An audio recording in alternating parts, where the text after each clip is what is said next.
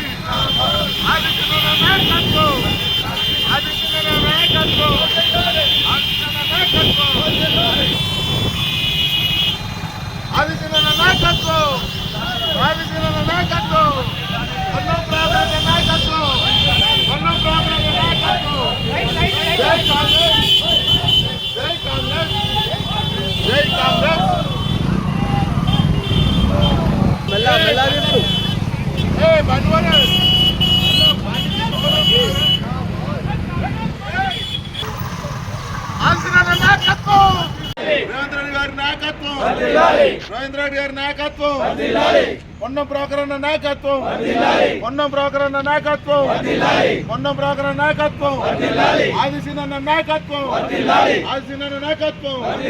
జై కాంగ్రెస్.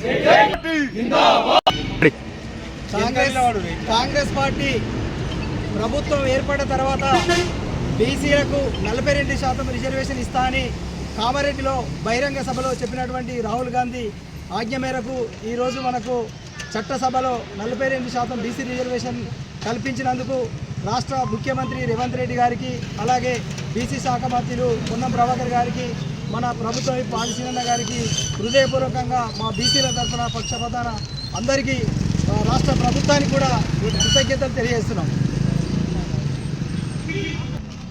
మన రాహుల్ గాంధీ గారి నాయకత్వంలో కాంగ్రెస్ పార్టీ అధికారంలో వచ్చిన తర్వాత బీసీలకు 42% రిజర్వేషన్ మేము ఖచ్చితంగా అమలు చేస్తామని మాట ఇచ్చిన సందర్భంగా, అలాగే రాహుల్ గాంధీ గారి ఆదేశాల మేరకు తెలంగాణ రాష్ట్రం కాంగ్రెస్ గవర్నమెంట్ వచ్చిన సందర్భాన మొన్నటి రోజు అసెంబ్లీ ఆవరణలో అసెంబ్లీలో మన 42% బీసీ రిజర్వేషన్ అసెంబ్లీ ఆమోదం పొందేటట్టు బిల్లు తెచ్చిన మంత్రివర్యులకు, మన సీఎం గారికి, మన రాహుల్ గాంధీ గారికి వీరికి ప్రత్యేక ధన్యవాదాలు తెలుపుకుంటాం.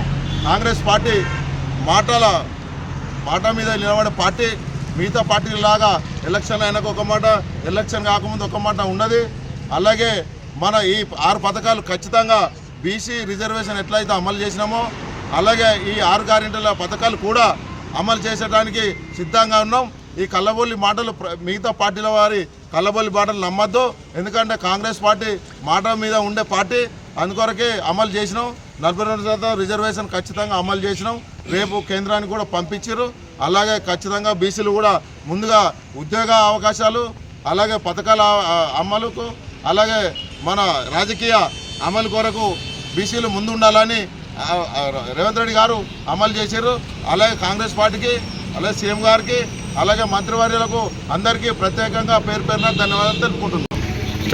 2023లో భారత్ జోడో యాత్ర సందర్భంగా పెద్దలు ఏఐసిసి మాజీ అధ్యక్షుడిగా, అప్పుడు ఎంపీగా మరి భారత జోడో కార్యక్రమంలో భాగంగా బీసీలకు రిజర్వేషన్ కల్పించాలి, వారిని అభివృద్ధిలోకి తీసుకురావాలన్నటువంటి ఏకైక నినాదంతో మరి ఆ రోజు కామారెడ్డిలో జరిగిన బీసీ డిక్లరేషన్ కార్యక్రమంలో మరి 42% బీసీలకు రిజర్వేషన్ కల్పించాలనేటువంటి హామీ ఏదైతే ఉందో, మరియు ఎస్సీ వర్గీకరణకు సంబంధించి ఏబిసిడిగా వర్గీకరణ చేసి వారికి ఆ ఉద్యమానికి చేతని ఇవ్వాలనే ఉద్దేశంతో మాట ఇచ్చి మొన్నటి రోజు బీసీ రిజర్వేషన్ 42% అసెంబ్లీలో ప్రవేశపెట్టి దాన్ని ఆమోదింపజేసి ఏకగ్రీవ తీర్మానంతో దాన్ని ఒక చట్టం తీసుకువచ్చినారు.